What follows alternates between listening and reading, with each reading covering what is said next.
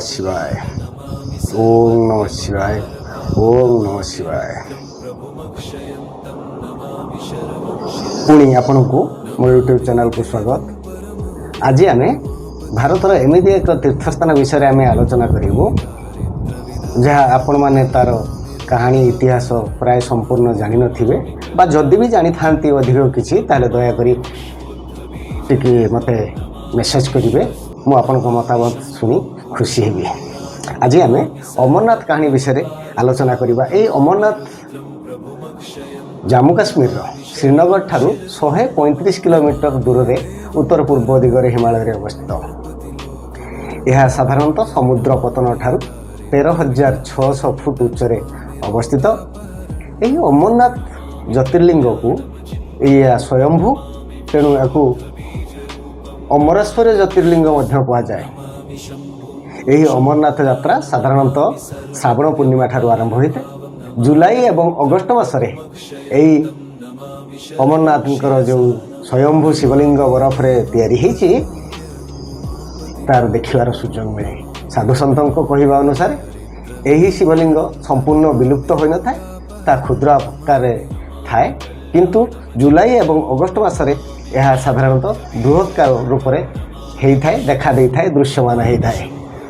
यही अमरनाथ जो गुंफा अच्छी से गुंफार ऊपर भागु किसी जल से गुंफा मध्य को प्रवेश करे ताहा थंडा हो बरफ रूप धारण करे जहाँकि एक शिवलिंग भली देखा जाए ताकू अमरनाथ ज्योतिर्लिंग बोली बा अमरेश्वर ज्योतिर्लिंग बोली कह जाए।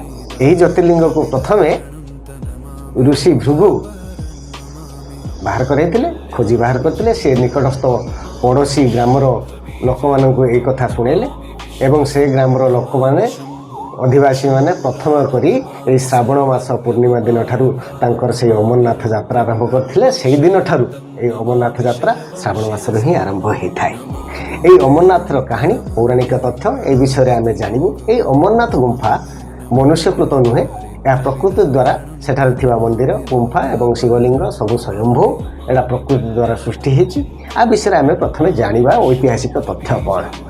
थरे कौन है कैलाश पर्वत रे शिव बसवास करते तपस्या करते समय पार्वती मन को कौन गोटे अपूर्व ख्याल आसला। सी कौन कले ना शिव को स्मरण कले और पचारे प्रभु आपण ये जो बेकर से मोतीहारटी पिंधि से मोतीहार रहस्य कौन। शिव से बुझेले ये जो मोतीहारटी पिंधि ए मोतीहारटा है मो जन्मर प्रतीक। जन्म ठारू मुझा पिंधि थाए मोर जिते जन्म हुए से जन्म अनुसार प्रति जन्मर गोटे गोटे मोती ये मोतीहार सहित जोड़ी हो जाए। से पार्वती पचारे प्रभु आपण तो अमर, आपण तो जन्म नौना, आपण से ही जन्म रही मु कहीं मृत्यु मुखर पड़ुची, मूलर मरण हो पुणी एक पुनर्जन्म हो अलग नाम रे कहीं ख्यात लाभ करुँचे। से शिव कहले अच्छा ठीक अच्छे मुझे अमरत्वर बाणी देवी कहीं मु अमर हो। शिव पार्वती को धरी चलिए गोटे एकांत जगार यही अमरत्वर कहानी विषय वर्णना करने को धरी चलिए कौटी ये अमरनाथ गुंफा जीवा बेलू रास्तार जन को सांगरे आहरी बाहन था पुत्र गणेश था पाखे बेकर साप था मुंडे चंद्रमा था ये सब जिनस को सांगरे नहीं गले से अमर हो। तेणु सी रास्तार जीवा समय प्रथम पहलगाम बाहन नंदी को सेठू छाड़िले। नंदी को छाड़ी सारा पर आग को पुणी बढ़िले जा सारापर पुणी चंदनबाड़ी आसला। से चंदनबाड़ी रे मुंडरे थिबा चंद्रमा को सहित त्याग कले। तापर आसला शेषनाग। शेषनाग रे बेकरे गुड़ी होता साप मानू सेठारे छाड़िले। तापर महागणेश पर्वत अच्छी से महागणेश पर्वत से गणेश को छाड़िले। एवं पंचतरणी जो अच्छी तीर्थ पंचतरणी रे पंचतत्व जहाँ क्षिति आप तेज मरुत और व्यम बोली आम कहूँ से त्याग कले। सांगरे गले केवल पार्वती। पार्वती गले से गुंफा भीतर को प्रवेश कले। गुंफा भितर प्रवेश करने पूर्व सी भाविले स्थिर करने जे पाखरे कहीं ना गुंफा मध्य। तेणु ता चारिपटे भस्म लगे अग्नि लगे पाखरे थिबा जीवजंतु को सब विनाश करदे। विनाश कर दे सारापर सेठू शिव महादेव शिव अमरत्वर कहानी आरंभ कले। पार्वती से बसी था शिव अमरत्वर कहानी कहता। शिव जो कहानी कहता पार्वती हूँ हूँ मारी हूँ हूँ कहते। यही समय भितर पाखरे थिबा किसी समय पर पार्वती को निद आसला।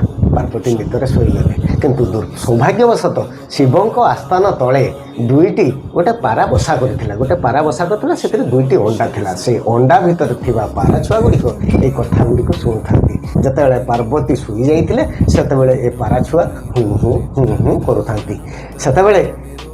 ଯେତେବେଳେ ପାର୍ବତୀ ଶିବଙ୍କର କଥା ସରିଲା, ଅମରତ୍ୱର କାହାଣୀ ସରିଲା, ସେତେବେଳେ ଦେଖିଲେ ପାର୍ବତୀ ଶୋଇଯାଇଛନ୍ତି। ଏ ହୁଁ ହୁଁ ମାରୁଛି କିଏ? ଦେଖିଲା ବେଳକୁ ଦୁଇଟି ପାରା ଅଛନ୍ତି। ଶିବ କ୍ରୋଧିତ ହେଲେ, ତାଙ୍କୁ ମାରିବାକୁ ଯେତେବେଳେ ଉଦ୍ୟମ ହେଲେ, ପାରା ଦୁଇ ଜଣ କହିଲେ ଆପଣ ଆପଣଙ୍କର ଅମରତ୍ୱର କାହାଣୀ କହିଛନ୍ତି, ଆମେ ସେ କଥା ଶୁଣିଛୁ, ତେଣୁ ଏଇ ଅମରତ୍ୱର କାହାଣୀ ଆପଣଙ୍କର ଭୁଲ ହେଇଯିବ। ସେଇଠୁ ଶିବ ଶାନ୍ତ ହେଲେ। ଶାନ୍ତ ହୋଇସାରିଲା ପରେ ସେ ତାଙ୍କୁ ବର ଦେଲେ ଯେ ନା ତମେ ଏଇଠି ସବୁଦିନ ପାଇଁ ରହିଯାଅ, ଏଇ ଗଣେଶ ଆମ ଅମରନାଥରେ ତମେ ସବୁଦିନ ପାଇଁ ରହିଯାଅ। ସାଇନ୍ସ କହୁଛି ସେଇ ଯେ ଅମରନାଥ ଗୁମ୍ଫା ଅଛି, ସେ ଅମରନାଥ ଗୁମ୍ଫାର ତାପମାତ୍ରା ପ୍ରାୟତଃ 0 ଡିଗ୍ରୀ ତଳକୁ ଖସି ଆସେ।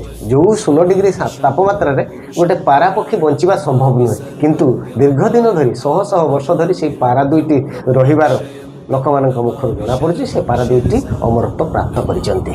ଏଇ ଅମରନାଥ ଗୁମ୍ଫାରେ ସାଧାରଣତଃ 3ଟି ବରଫର ମୂର୍ତ୍ତି ସଦୃଶ ଲିଙ୍ଗ ସଦୃଶ ଦେଖାଯାଇଥାଏ। 3ଟି ଲିଙ୍ଗ, ଗୋଟେ ହେଲା ଶିବଙ୍କର, ଆଉ ଗୋଟେ ହେଲା ମାତା ପାର୍ବତୀଙ୍କର, ଆଉ ଗୋଟେ ଗଣେଶଙ୍କର। ଏହି 3ଟି ଲିଙ୍ଗ ଦେଖାଯାଏ। ବିଶ୍ୱାସ ଅଛି ଏଇ ଅମରନାଥ ଗୁମ୍ଫାକୁ ଆସିଲେ ଲୋକମାନଙ୍କର ସମସ୍ତ ପାପ ବିନାଶ ହେବା ସହିତ ଅମରତ୍ୱ ପ୍ରାପ୍ତ କରିଥିବା ଶିବଲିଙ୍ଗକୁ ଏଇଠି ଦର୍ଶନ ମିଳେ। ତେଣୁ ଏଇ ଅମରନାଥକୁ ଯିବା ବହୁତ କଷ୍ଟ କରି ଲକ୍ଷ ଲକ୍ଷ ଶ୍ରଦ୍ଧାଳୁ ଏଇ ଅମରନାଥକୁ ଯାତ୍ରା କରିଥାନ୍ତି।